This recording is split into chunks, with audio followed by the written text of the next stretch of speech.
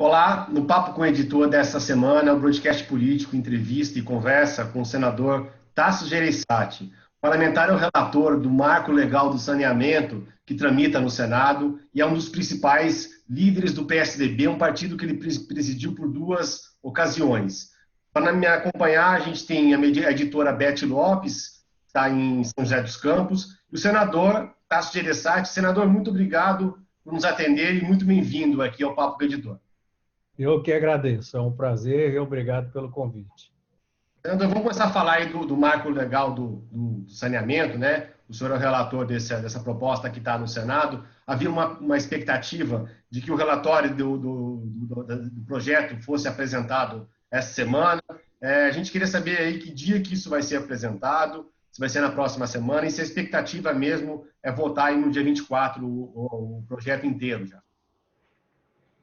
Isso. No nosso sistema de trabalho, que nós fizemos no Senado, que é essas sessões remotas, as pautas são decididas às segundas-feiras de manhã pela reunião de líderes.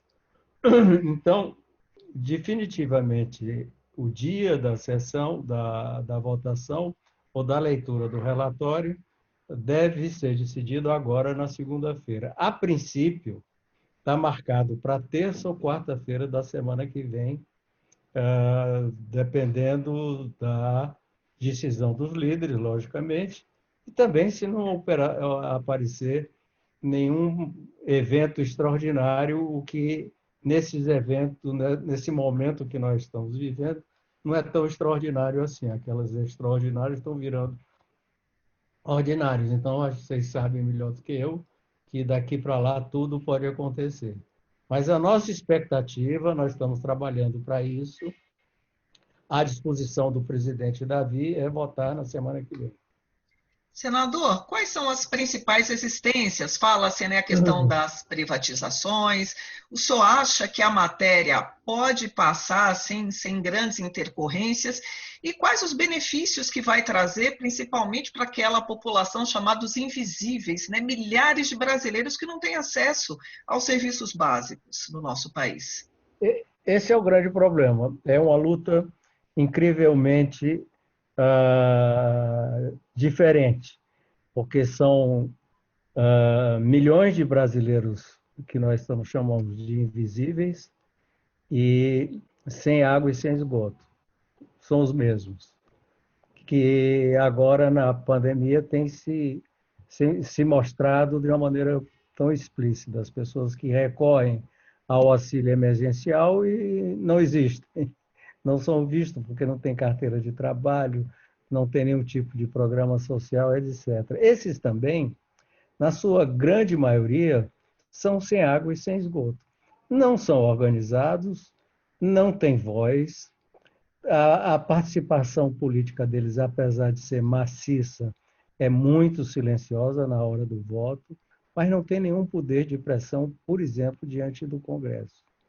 Essas milhões de pessoas enfrentam a resistência, principalmente, ou eu não diria, eu posso até estar exagerando um pouco, mas unicamente das corporações, que são baseadas pelas empresas estaduais, que têm algumas empresas muito boas, mas estão muito inseguras quanto às possibilidades que o novo marco do saneamento vai trazer. Elas foram acostumadas a anos e anos de contratos exclusivos, sem concorrência, não tem metas definidas de alcance, não tem normas bem delineadas e, portanto, são muito protegidas. Você trazer à tona a necessidade de competição, de concorrência e estabelecimento de normas dá insegurança a essas empresas, a essas corporações, vamos chamar assim. Mas eu tenho que dizer para você que elas são muito fortes. São muito fortes nos estados, junto aos governadores, são muito fortes junto aos senadores, porque elas se multiplicam em várias associações, em sindicatos. Senador, o senhor citou aí essas empresas estaduais, né? Entre alguns pontos polêmicos que estão sendo no marco regulatório do saneamento, marco legal do saneamento, está o prazo e o período de renovação para concessão dos contratos atuais, né, das empresas estaduais, que é até março de 2022 e por mais 30 anos. Isso vai continuar? Vai ficar desse jeito? O senhor deve relatar, senador? Essa foi a grande flexibilização que a Câmara fez, porque aonde se resume o termo que dá a essas companhias um monopólio e uma garantia de serviços quase que intocáveis. É um termo chamado contrato de programa. O contrato de programa é a mesma coisa que uma concessão, só que o contrato de programa só pode ser feito entre dois entes públicos. Portanto, você não precisa, o estado de São Paulo, por exemplo, ou o município a Beth está em Ribeirão Preto, Beth está em... Eu estou em São Ribeirão José dos Preto e Campos. São José dos Campos. Gustavo está em Ribeirão. São José dos Campos, por exemplo, não precisa licitar na hora de uma concorrência para ver quem dá melhores condições, quem se propõe a atingir metas mais rapidamente, quem se predispõe a fazer mais investimentos, porque é um contrato de programa. Já concessão, não. Concessão pode ser feita entre um ente público e um ente privado e obriga a concorrência. Portanto, no momento que quiser oferecer, aí Ribeirão, quiser oferecer um serviço de saneamento, ele vai abrir uma concorrência, uma licitação, e as empresas, ou mesmo a empresa estadual, entra na concorrência e aquela que oferecer melhores condições vai ganhar. Lembrando que nós vamos ter uma grande guarda-chuva, que é a Agência Reguladora Nacional, que vai ser a ANA, que hoje é a Agência Nacional de Águas, que vai estabelecer normas e regras gerais para todo o país. Evidente que vai mudar, ela só dá diretrizes principais, mas ela muda de município a município. Um município como Ribeirão, que é rico, não vai poder não necessariamente ter as mesmas regras que o município do interior do Acre, por exemplo. Agora, as regras gerais vão estar estabelecidas. E entre as regras gerais, por exemplo, está a meta de que até 2033 nós alcancemos a universalização desse serviço. Certo, senador. Era justamente isso que eu queria saber do senhor, porque esse tipo de obra, né, como a gente fala comumente, né, não dá voto, porque é uma obra que não tem placa, não tem inauguração, o político não faz, né, não é uma ponte, né? O senhor vê que isso pode ser um empecilho, ou os agentes públicos estão conscientes da necessidade que realmente precisa encarar esse problema de frente e o Brasil tem que avançar? Olha, você tem toda a razão. Eu, por exemplo, quando fui governador, não sei se vocês sabem, eu fui governador Sim. do estado do Ceará, e talvez a maior obra física, mais importante, obra física, tenha sido um grande projeto de saneamento. Ao contrário de ter sido popular, foi um dos momentos de maiores desgaste que eu tive aqui no Ceará, porque você esburaca a rua toda durante algum tempo de onde você mora, você não consegue chegar de carro à sua casa porque ela está esburacada, você perde uma porção de comunidade, tem aquele desconforto. E se você tem uma loja, você perde a venda, porque não está passando o carro por ali. A obra ficando pronta, ela é enterrada. Não tem uma plaquinha lá de bronze com o nome do governador. Então, ela, além de não ser popular, ela, às vezes, e muitas vezes, eu posso dizer, a maioria das vezes, ela é impopular. Então, eu responderia objetivamente para você da seguinte maneira. Os governantes têm consciência, porque é um motivo de endemias, de doenças, de falta de produtividade, etc., básica, mas não é prioridade porque, na falta de recursos, as prioridades são outras que são mais populares do ponto de vista eleitoral. Senador, só para resumir isso, antes de passar para a questão política, a gente, então, na terça ou na quarta-feira que vem, a ideia é votar o relatório e o projeto, e, sim, e deve ser feito sem muita alteração em relação ao que veio da Câmara, para poder facilitar, já não precisar voltar para a Câmara, essa proposta? Terça ou quarta-feira eu espero ler o relatório. Com muita boa vontade, espero que a gente possa até votar no mesmo dia. Mas, como a gente já conversou, podem ter algumas resistências que faça com que nós adiemos a votação propriamente dita por mais uma semana, por exemplo, ou para outro dia, para que se discuta mais. Apesar que esse processo no Senado já está bastante discutido, ele vem sendo discutido há pelo menos um ano e meio. O meu esforço e a minha intenção é fazer o possível para não mudar o da Câmara, para que não tenha que voltar para a Câmara, e qualquer coisa que nós estamos ainda em discussão com outros senadores que tenha que ser suprimido, por exemplo, nós façamos um acordo com o governo e o governo vete esse ponto, se for o caso. Estou dizendo que já tem um acordo nesse sentido, mas só qual é a estratégia para que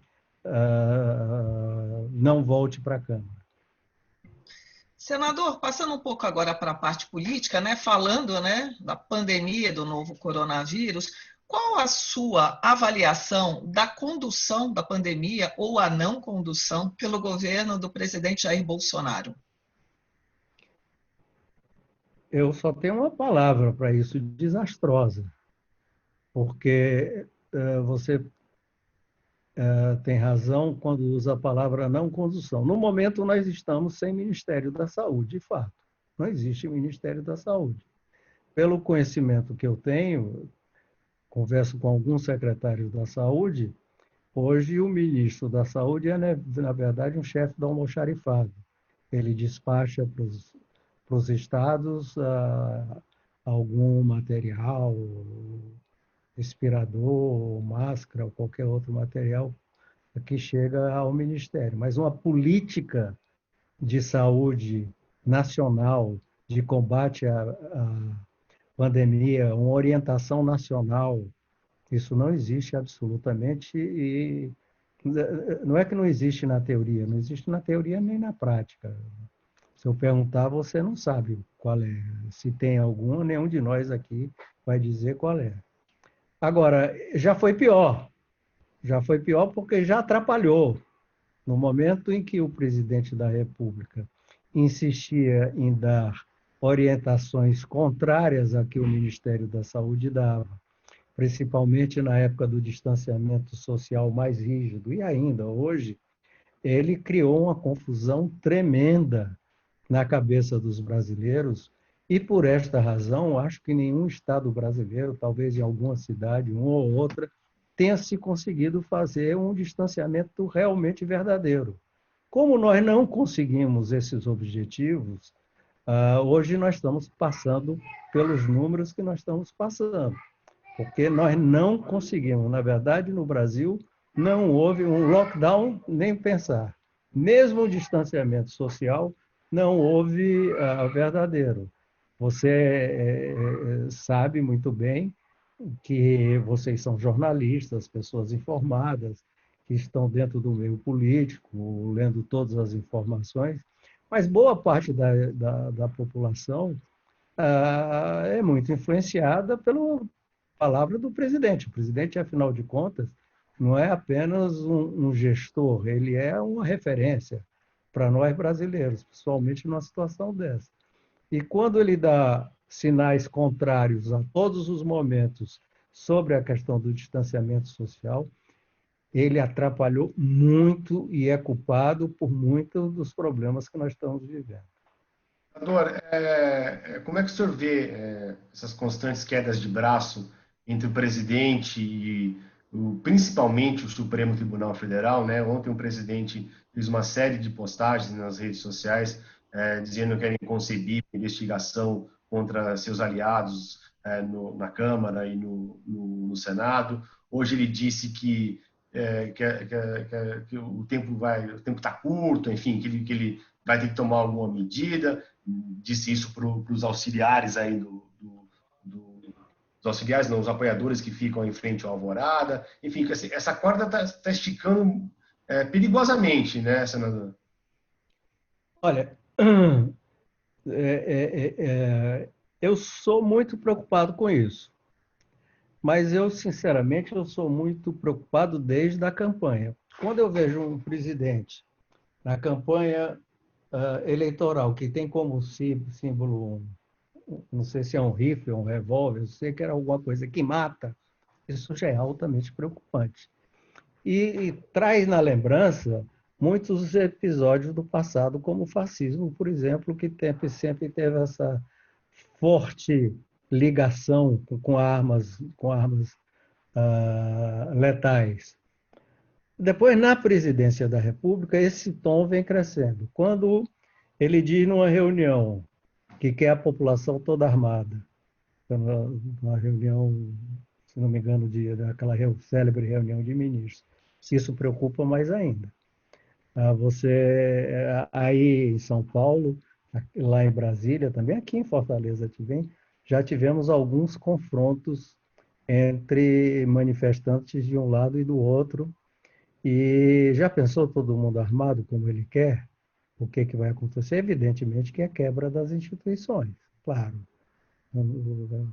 É o chamado momento em que o Exército se acha no direito de intervir para manter a ordem. Nós já vimos isso também aqui no Brasil no passado. As constantes agressões ao Supremo, até de baixíssimo nível, com palavras de baixo calão, mostra uma intenção de esticar a corda. Ele já esticou a corda.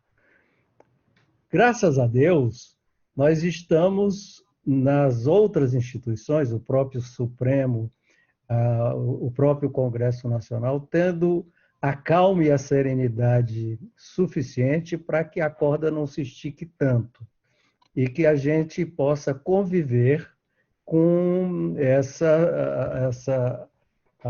esse tipo de liderança que, evidentemente, planeja alguma coisa a mais do que o poder que ele já tem. Então, eu diria para você que eu, por exemplo, sou contra o impeachment, porque o impeachment vai ser um motivo para uma desordem. Talvez seja até um motivo desejado por aqueles que queiram uma desordem. Acho que nós vamos ter que trincar os dentes e conviver com isso até o final do mandato.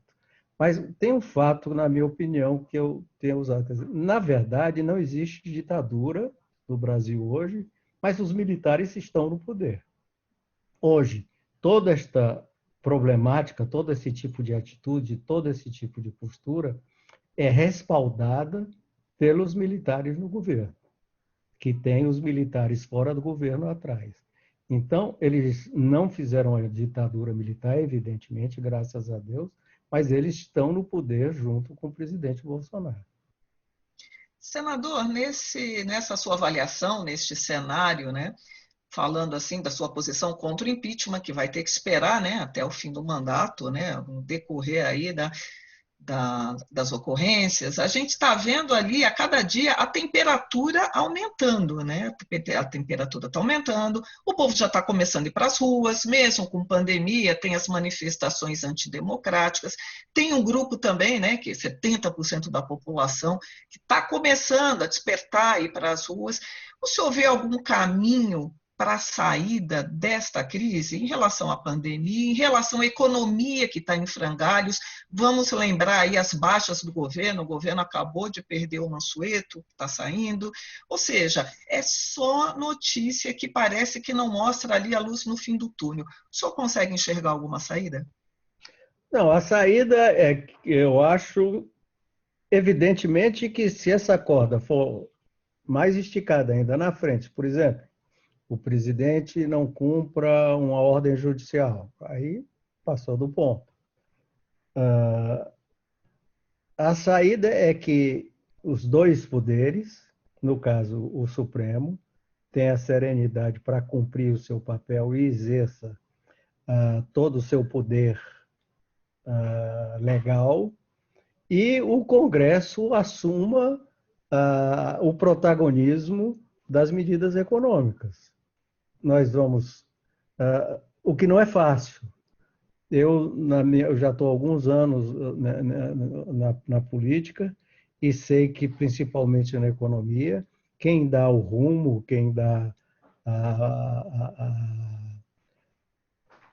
as prioridades e quem orienta a política econômica vem do Executivo e dá um rumo para o Congresso e quais aquelas medidas que serão mais importantes ou fundamentais para que essa política econômica alcance êxito. Neste caso, nós vamos ter que exercer um papel mais protagonista, com muito cuidado, porque, aparentemente, nós vamos viver assim até o 2022. Mas, senador, o Congresso já não vem exercendo esse papel de protagonismo? O que a gente vê na prática, né, as ações, né, a gente viu a própria reforma previdenciária, essas questões emergenciais, a gente vê na pandemia, assim, o governo, né, praticamente parado. O senhor falou o Ministério da Saúde, que devia estar atuante, praticamente não existe, né? O senhor falou que é um despachante de almoxarifado, né? O senhor classificou bem o titular, que é interino. Então, o Congresso já não vem se antecipando, é isso, senador? Já vem acontecendo isso porque o governo tem sido isso aí desde o início. Ultimamente ele tem subido o tom, mas ele vai ter que agora assumir mais ainda, porque nós vamos passar de um problema econômico que estava sendo de uma maneira difícil, dura, mas sendo resolvido, para uma recessão talvez uma das maiores da nossa história. E aí sim precisaremos de medidas econômicas muito mais fortes e alguns de iniciativa do Executivo. Por exemplo, a questão do crédito, a questão de obras, de programa de obras, que o saneamento é muito importante. Nós vamos ter que tomar medidas excepcionais, como todos os países do mundo vão fazer ou já estão fazendo.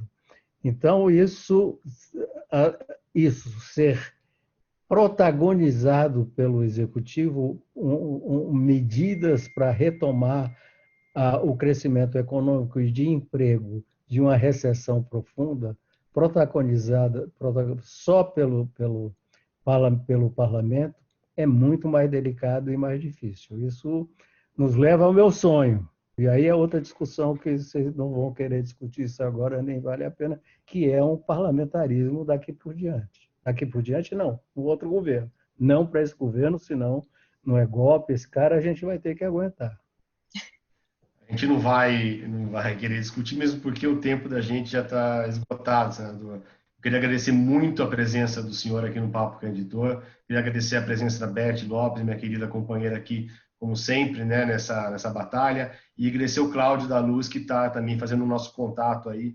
E agradecer, assim, você, até o próximo Papo com o Editor e até a próxima semana. Eu que agradeço. Obrigado. Tchau, obrigada.